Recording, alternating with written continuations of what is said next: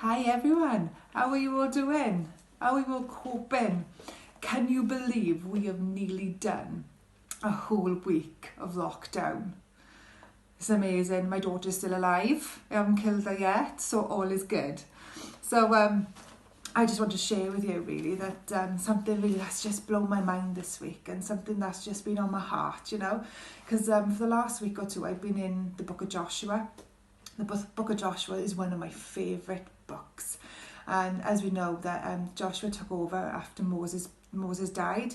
He took on the mantle and he led the Israelites into the promised land, into everything that God had promised them. Joshua led the Israelites for over 20 years after Moses passed away, and when they entered the promised land, which obviously they waited years and years and years to actually go in and take possession of it, and when they finally did, they didn't have a time of rest. They didn't have a time of peace. They actually had another 7 years really of battling in that place to fully take over the land and conquer it completely and drive out all those people that were living there.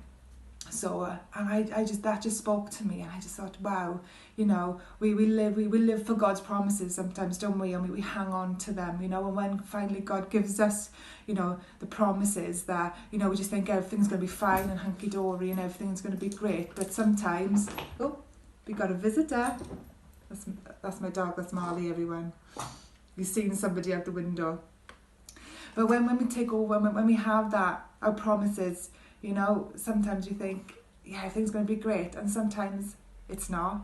It just comes with more battles and more stuff that we got to go through until we can fully enjoy, what God had done and that promise. So, but I just wanted to speak to you really about Joshua 10.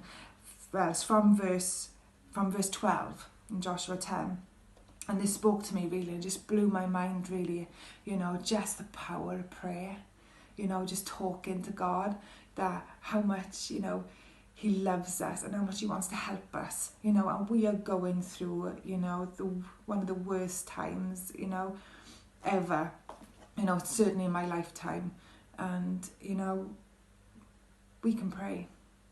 And sometimes we think, what can I do? What can I do? But as Christians, we can pray, and there is power in prayer.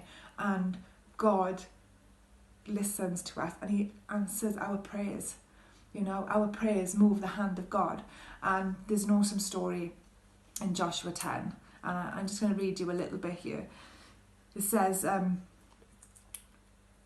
Joshua basically was prayed. He was going into battle, and he prayed. And he prayed this: let the sun stand still over Gibeon, and the moon over the valley of Ajalon. So the sun stood still and the moon stayed in place until the nation of Israel had defeated its enemies.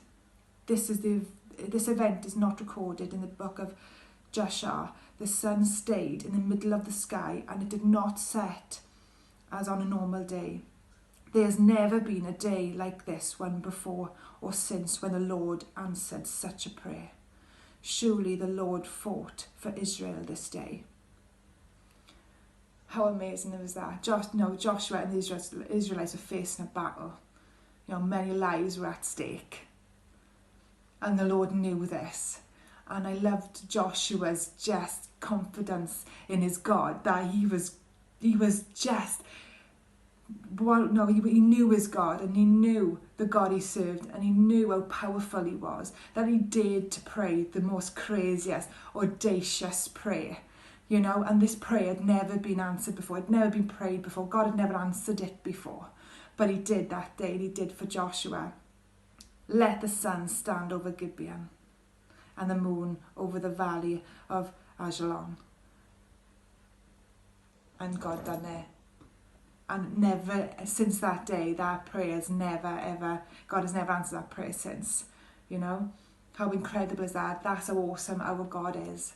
And, in these uncertain times, let's pray those bold, courageous and audacious prayers. And I just challenge you, church, pray pray. There is power in prayer. And, you know, we know prayer moves the hand of God. And who knows, God can do such an incredible miracle like he did here for Joshua. And because, you know, he answered this prayer, you know, Joshua, you know, and the Israelites actually conquered, you know, they actually won that battle that day, you know. So, yeah, let's be a bold church. Let's be a courageous church and just dare to pray crazy prayers. And let's see what God will do at this time. Hope you've enjoyed. Have a great day, and I'll speak to you soon.